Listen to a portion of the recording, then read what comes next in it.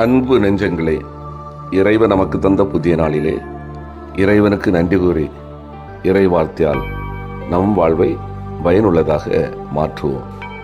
இறைவன் நம் அனைவரை நிறைவாக ஆசீர்வதித்து பாதுகாத்து வழிநடத்துவாராக. இன்றைய சிந்தனை, நல்லாயன் வழியில் பணி செய்வோம். யோவான் நற்செய்தி நூல் பிரிவு 10 இறை சொற்றொடர்கள் 1 முதல் 10 முடிய. அன்பார்ந்தவர்களே, இன்று நல்லாயன் ஞாயிறு மற்றும் இறை அழைத்தல் ஞாயிறை கொண்டாடுகின்றோம். அழைக்கப்பட்டோர் பல, ஆனால் இறைவனின் குரலுக்கு செவி கொடுத்து இறைபணியை தேர்வு செய்வோர் சிலரே. குடும்பங்களில் நாம் செய்யக்கூடிய ஜெபம், தவம், தானம் போன்றவை பெரும்பாலான இறை அழைத்தலுக்கு வித்திடுகின்றன. நம் குடும்ப வாழ்வின் மையம் கிறிஸ்துவாக இருக்கும்போது மேலும் பல இளம் உள்ளங்கள் தாராளமாக இறைபணிக்கு தங்களை அர்ப்பணிக்க துணிகின்றன. உலகின் பல ஈர்ப்புகளை கடந்து இறைவனுக்கு பணியாற்றும் மனப்பக்குவத்தை நம் குழந்தைகள் பெறுவதற்கான சூழலை உண்டாக்குவதும் நம் கடமை. எனவே குழந்தைகளை நல்ல விதமாக வளர்த்தெடுத்து இறை பணிக்கென தயாரிப்பது நாம் திரு அவைக்கு ஆற்றும் மாபெரும் சேவை. கடவுள் தகுதியானவர்களை மட்டும் தேர்ந்தெடுப்பதில்லை, தாம் தேர்ந்தெடுத்தோரை தகுதியுடையவராய் ஆக்குகின்றார். நமது நம்பிக்கை வாழ்வே இறை அழைத்தலுக்கு அடித்தளம் என திருத்தந்தை பிரான்சிஸ் மொழிந்துள்ளார். மக்களை வழிநடத்தும் நல்லாயர்கள் இன்று நமக்கு தேவை. இறை அரசின் அழுத்தமான பணிகளை ஆர்வமுடன் நனவாக்கும் ஊழியர்கள் தேவை. ஏனோதானோ என்று காசுக்காக வேலை செய்யும் கூலி ஆட்கள் வேண்டாம். பிழைப்பிற்காக உழைக்க வரும் பணியாளர்கள் வேண்டாம். தாராளமாக தன்னை வழங்கும் பணியாளர்கள் வேண்டும். கரிசனையோடு தரிசனம் வழங்கும் பணியாளர்கள் வேண்டும். இறையாட்சி பணியில் தோள் கொடுக்கும் தோழர்கள் வேண்டும்.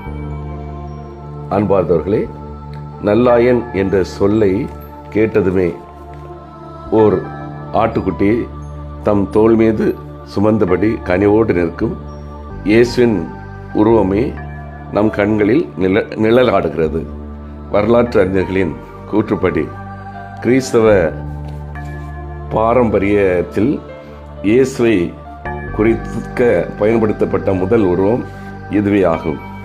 கிபி 3ஆம் நூற்றாண்டில் ரோமை பேரரசின் அடக்கு முறைக்கு அஞ்சி நிலத்தடி கல்லறைகளில் தஞ்சம் புகுந்த தொடக்க கால கிறிஸ்தவர்களுக்கு அங்கிருந்த சுவர்களில் வரையப்பட்டிருந்த இந்த நல்லாயன் உருவமே அளவற்ற ஆறுதலையும் அசைக்க முடியாத நம்பிக்கையையும் வழங்கியது. திருவிவிலிய பார்வையில் ஆடுகளும் ஆயர்களும் பிரிக்க முடியாதவர்களாகவே விளங்குகின்றன. காலப்போக்கில் இஸ்ரேல் சமுதாயத்தில் ஆயர்கள் தங்கள் மதிப்பை இழந்தன.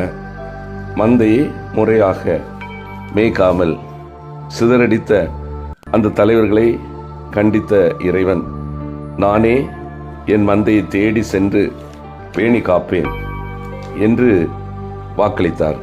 மேலும் என் இதயத்திற்கு ஏற்ற மேய்ப்பர்களை உங்களுக்கு கொடுப்பேன் என்ற இறை வாக்கின் நிறைவாகவே இயேசு கிறிஸ்து உலகிற்கு வந்தார்.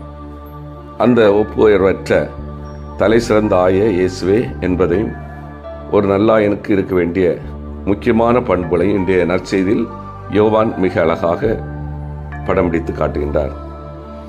முதலாவது, ஒரு நல்ல ஆய தன் மந்தையை நன்கு அறிவார். நான் என் ஆடுகளை அறிந்திருக்கிறேன், அவையும் என்னை அறிந்திருக்கின்றன. திருவிவிலிய சூழலில் அறிதல் என்பது வெறும் தகவல் சார்ந்த அறிவல்ல, அது ஒரு ஆழமான இதயம் சார்ந்த பிணைப்பு. இரண்டாவது, ஒரு நல்ல ஆய தன் மந்தையோடு ஆழமான நல்லுறவு கொண்டிருப்பவர். ஆயர் ஆடுகளுக்கு முன்பாக செல்வார், ஆடுகளும் அவரை பின்தொடரும், ஏனெனில் அவரது குரல் அவற்றுக்கு தெரியும். இயேசு ஆயருக்கும் மந்தைக்குமான உறவு அதிகாரத்தால் உருவானதல்ல, அது அன்பால் நம்பிக்கையால் பிணைக்கப்பட்டது. மூன்றாவது, ஒரு நல்ல ஆய தன் மந்தையை காப்பாற்றுவார். நல்லாயன் ஆடுகளுக்காக தன் உயிரை கொடுப்பார். ஆடுகளை ஓநாய்களிடமிருந்து காக்க ஆயர் தன் உயிரையும் பணைய வைக்கிறார். கூலிக்கு வேலை செய்பவன் ஓநாயை கண்டதும் ஆடுகளை கைவிட்டு ஓடிவிடுவான்.